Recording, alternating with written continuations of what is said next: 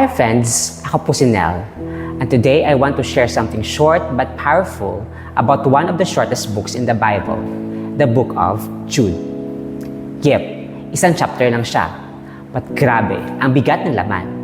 Let's break it down with 3 reasons. ABC kung bakit worth it siyang basahin. Lalo na tayong mga kabataang lingkod sa chapel or sa mission station. A is for alert mode on. Sabi ni Jude, contend for the faith. Ibig sabihin, bantayan ang ating paniniwala at huwag basta-bastang magpapadala sa mga fake teachings or bad influences. Sa panahon ngayon, ang daming influencers, ang daming content, pero not all are godly. Kaya kung naglilingkod ka sa chapel, sa community, or kahit sa family mo, kailangan gising ang puso't isip. Ask yourself, Lord, itong ginagawa ko ba, serviceman or school, ayon ba to sa paniniwala ko sa iyo? Stay grounded, not just height-based. Jude reminds us, be aware, be discerning, be real. B is for build each other up. In verses 20 to 21, sabi ni Jude, build yourselves up in your most holy faith. Pray in the Holy Spirit. Ang tunay na kabataan ni Kristo ay hindi nanghihila pababa, kundi nagtutulungan pataas. Sa chapel, minsan nakakapagod mag-serve, minsan hindi mo feel, minsan parang ikaw lang ang kumikilos. Pero sabi ni Jude, stay in God's love. So kahit sa studies mo, sa bahay, or sa barkada, look for ways to be the encourager.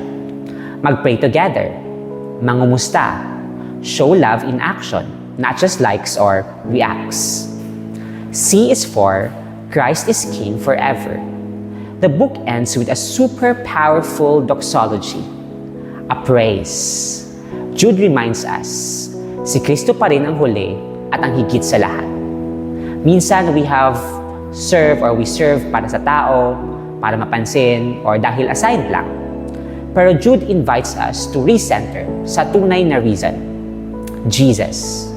Kapag pagod ka na, discouraged, or parang wala namang effect ang ginagawa mo, pause and say, Lord, para sa'yo to. Kahit maliit, kahit simpleng bagay, ikaw ang king nito. That's the heart of service, hindi performance, kundi offering. Kahit ikaw ay tambay lang ng chapel or simpleng tagakabit ng extension cord, it matters if it is for the King. So ayun, ABC reasons why you should read the book of Jude. A. Alert mode on. B. Build each other up. C. Christ is King forever. Isang chapter lang siya, but it could change how you serve, love, and discern sa araw-araw. Tara, basahin natin si Jude. 1 page, 1 challenge, 1 chance to go deeper. God bless Kapwa Lingkod. Kita-kits sa chapel. See you! Bye!